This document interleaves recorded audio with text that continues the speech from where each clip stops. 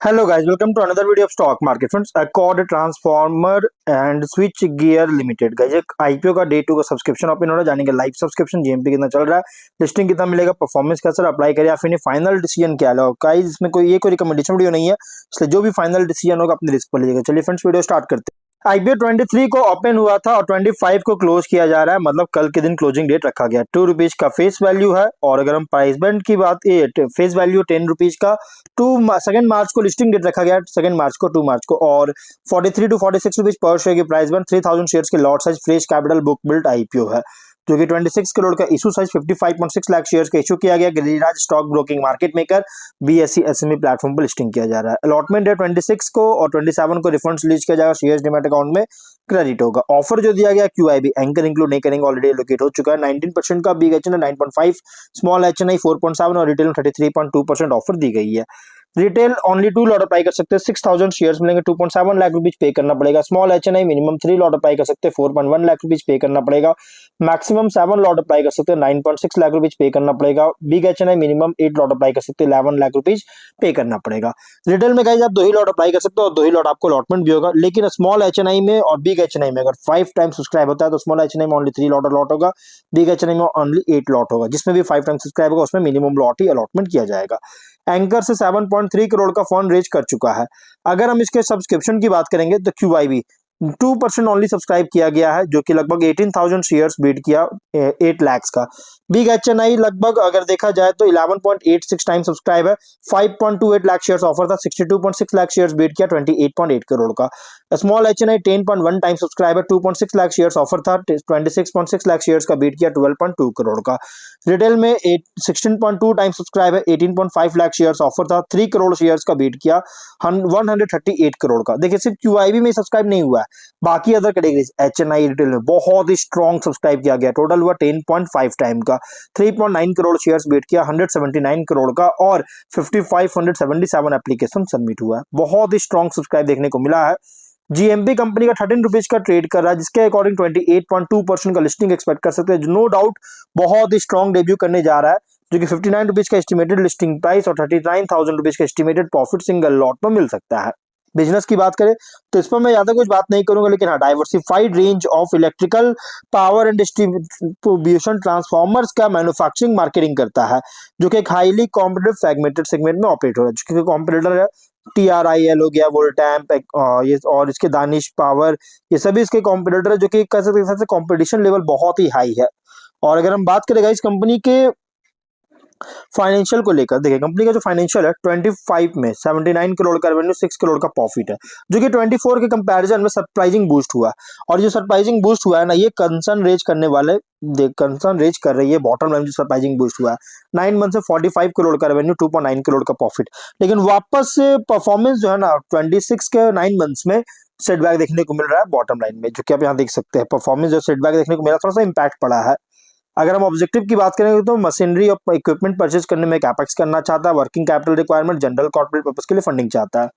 Ratios ROE 13, ROCE 14.5, RONW 12, PAT margin 6.4, EBITDA margin 10.2% का। Debt equity 0.18 time का, और PV है 2.8, पी रेशियो 11.4 टाइम का। प्रोमोटर होल्डिंग प्री रेशियो 84.9 और post 62% का।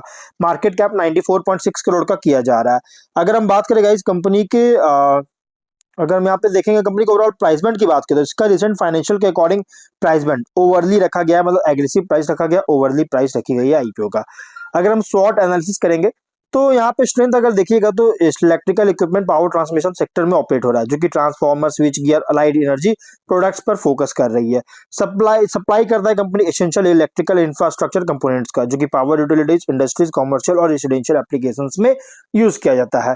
प्रोडक्ट जो कि क्रिटिकल होता है इलेक्ट्रिसिटी डिस्ट्रीब्यूशन ट्रांसमिशन के लिए, और इससे कंसिस्टेंट बेस डिमांड को सपोर्ट कर रही है।